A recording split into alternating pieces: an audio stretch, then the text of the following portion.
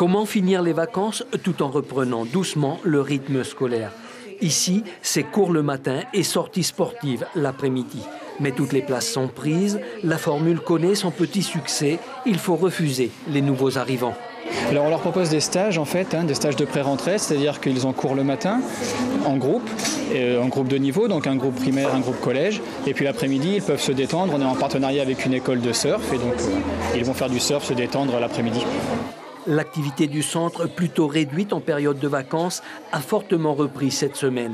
De 7 à 14 ans, les élèves sont répartis par niveau et par matière de 8h à 11h. On fait quelques fiches de révision sur une matière et chaque jour on révise une matière et à la fin de la semaine les élèves construisent un jeu de société du style Trivial Poursuite de façon à pouvoir réviser de façon plus ludique. Et c'est eux qui montent le jeu et c'est plus intéressant de jouer avec ce jeu à la fin de la semaine. Mathématiques, français, anglais, ce sont les principales matières demandées. Il s'agit le plus souvent de revoir les bases en petits groupes, mais pour quelques-uns, un réel soutien est nécessaire. Il y a alors les cours particuliers. Les enfants sont répartis par matière, donc j'ai un tuteur de français, de maths, d'histoire, etc. Et chaque tuteur gère environ 5 à 7 enfants, ou 8 enfants au maximum. Parce qu'on a des petits groupes, on peut mélanger les niveaux, donc je vais avoir des 6e à côté des 3e. Et les lycéens en général prennent des cours particuliers qui sont eux individuels. Pas encore vraiment l'école, mais plus tout à fait des vacances pour les élèves, mais peut-être surtout pour les parents. Ces stages de pré-rentrée sont l'occasion de se donner toutes les chances pour réussir une bonne année scolaire. Bonsoir Tepuanuisno. Bonsoir Brigitte. Alors, ces soutiens scolaires, là, c'est pas mal. Du surf l'après-midi, du soutien scolaire le matin, c'est à la portée de tout le monde?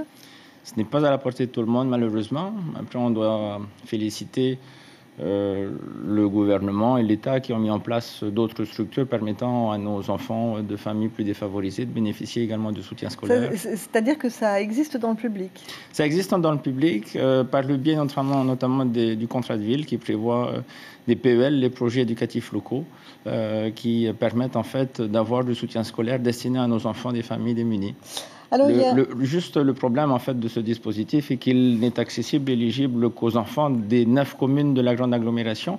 Nous avons sollicité dans le cadre des assises de l'outre-mer que les contrats ruraux puissent également se mettre en place pour permettre le financement de ce type de dispositif, mais à l'égard de l'ensemble des communes de Polynésie.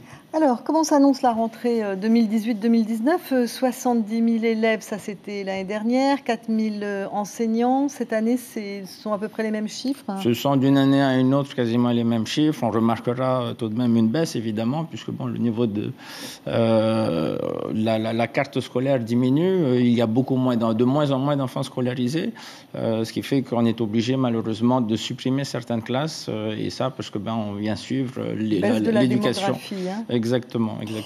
Vous vous êtes indigné longtemps, Tepuanui, du fait que les profs du secondaire, quand ils sont absents, quand ils sont malades longuement, ne sont pas remplacés. Est-ce que vous avez obtenu gain de cause? Est-ce que cette année, on peut s'attendre à une amélioration? On l'espère, mais nous n'avons toujours pas eu de réponse par rapport à la réduction du délai de carence. Ça a été une de nos principales questions qui a été adressée au vice-recteur lorsque nous l'avons rencontré, dans la mesure où aujourd'hui, un professeur dans le second degré n'est remplacé qu'à partir de la 3e semaine, de 21 jours. Donc vous imaginez, pendant un mois quasiment, les enfants se retrouvent sans professeur. Donc nous avions demandé à ce que ce délai de carence soit réduit à 14 jours.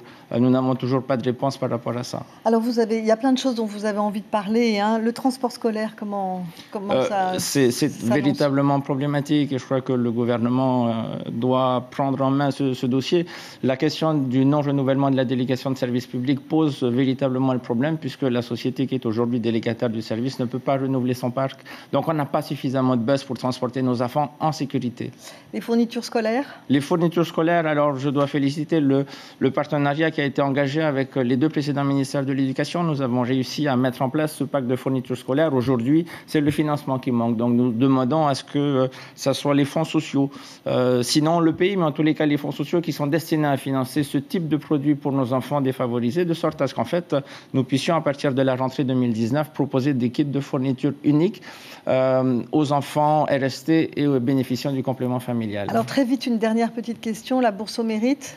La bourse au mérite est un autre dossier que nous devons discuter avec la ministre de l'Éducation, parce qu'elle existe bien en métropole à l'attention de nos enfants. C'est une bourse en fait qui est destinée aux enfants qui passent leur DNB avec une mention bien ou très bien, qui bénéficient d'une bourse à hauteur de 800 € annuels de 3e jusqu'à leur baccalauréat. Ce dispositif n'existe pas en Polynésie. Nous sommes bien un territoire de la République. À ce titre, nous devrions, comme les étudiants métropolitains, bénéficier de ce dispositif. Eh bien, on vous souhaite de gagner cette petite bataille. Merci. Merci Tepuanu Isno.